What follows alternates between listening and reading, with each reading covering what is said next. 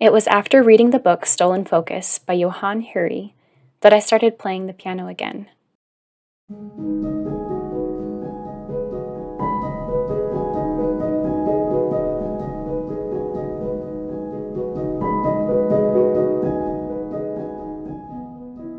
The book was a powerful reminder that there is much in my environment capable of distracting me from expressing all parts of myself, and from what matters most to me.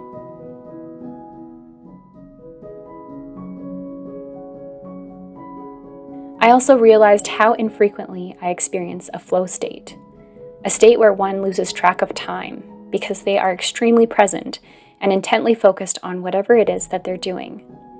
Like a child deep in their play, creating imaginary worlds and creatures for hours at a time.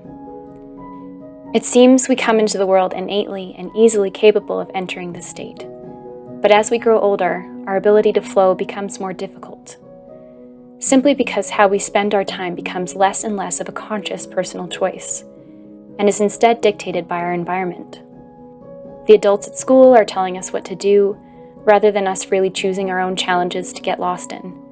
And then, when digital media is introduced, tech companies take advantage of what they know of human psychology and behavior so that we spend as much time as possible glued to our screens, to the extent that that too becomes less of a conscious choice.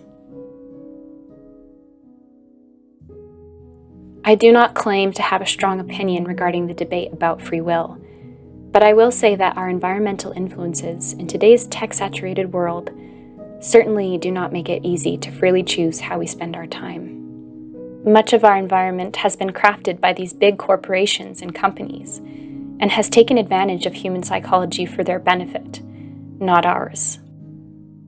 Many of us are simply acting out our behavioral impulses and urges in response to our environment. For this reason, I think it's important we give ourselves and others grace when addressing our inability to focus for long periods of time. However, I do not think we should resign ourselves to a life of being manipulated by our environment, to the degree we are not living in alignment with our values or spending what short time we have on Earth constantly distracted. If free will does exist, then it exists when human beings possess consciousness or an awareness of their behavioral impulses in response to their distractions. When we can be aware of and observe our behavior, I believe we have much more power over our lives. Possessing a knowledge of how our environment shapes many of our decisions and distracts us is equally important. And for that, I recommend you read the whole book, Stolen Focus, yourself.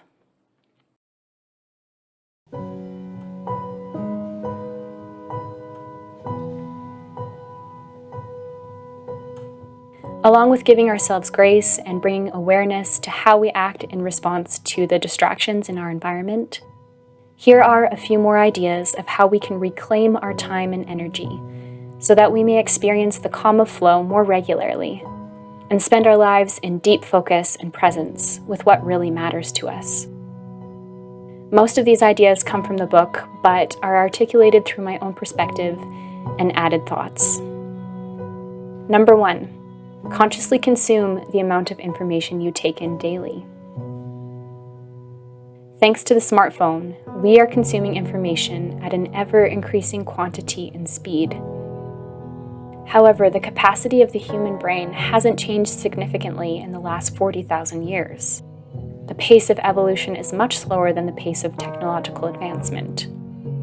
Our brains are simply not capable of processing the amount of information we could possibly take in daily. Informational overload, whether it's good information or not, can lead to overwhelm.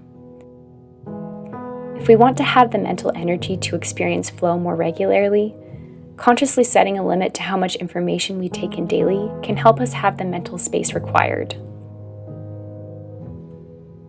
Perhaps it's time we intentionally take a slower approach to the internet in order to process information at a speed compatible with our cognitive abilities. For example, we can take social media off of our phones and check it once a week on our laptops, or consume only one podcast episode a day to give our brains time to think about what we heard. We can also take a slower approach to taking in information by visiting museums, art galleries, and reading books. Prioritizing taking in information this way has made me realize that much of the information on social media platforms is usually not fully appreciated. The amount we have access to makes it easy to disengage and begin engaging in something new. Art galleries, museums, etc. force you to slow down, to take things in one at a time, at a pace where your mind can really take in, observe, reflect, and appreciate. The nature of the online world is not conducive to taking in information like this. Our attention is easily disrupted, and our information and art is consumed in a manner that is disjointed, fragmented, and hence usually not fully experienced.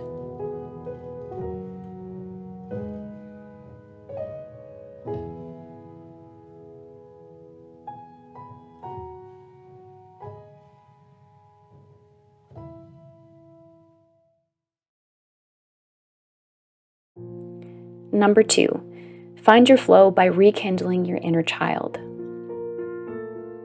Johann in his book writes that the more powerful path out of distraction is to find your flow.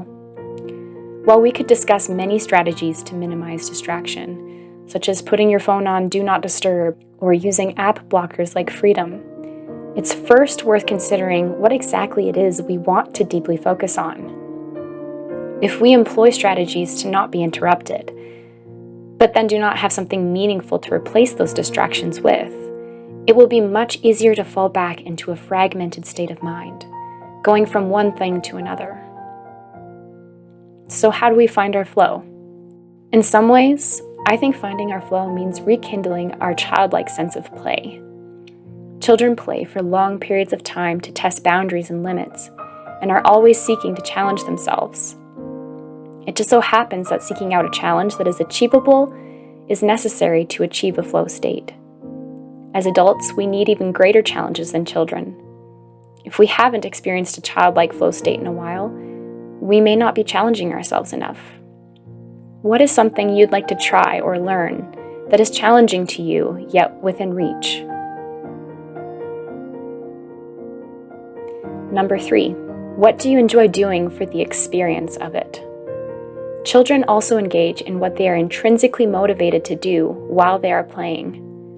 Likewise, finding one's flow state is about being deeply focused on something that one really wants to do, simply for the experience of it, and not necessarily because there is some external reward.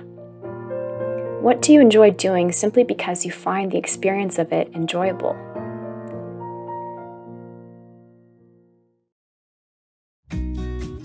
Number 4, separate yourself from your distractions. Lastly, children are often found intently focused on one form of play for long periods of time. Likewise, we only experience flow when we are intently focused on one activity.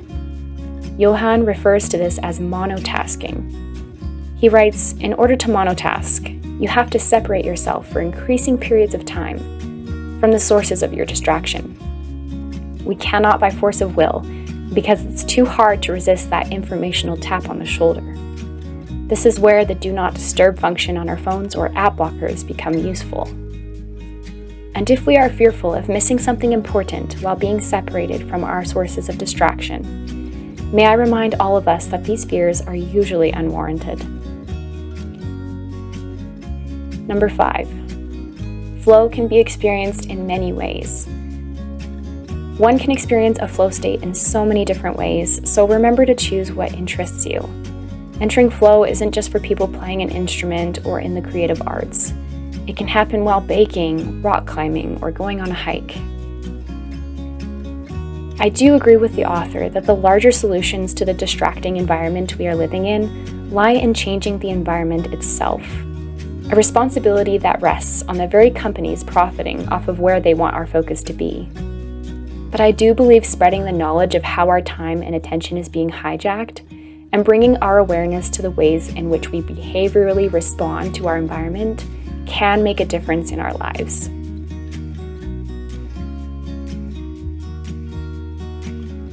May we consciously and intentionally decide how we spend our precious time here on Earth as much as we possibly can. May we find our flow. I'd love to hear your thoughts on how to experience flow in today's often busy and distracting world. Thank you so very much for watching, and I will see you in another video soon.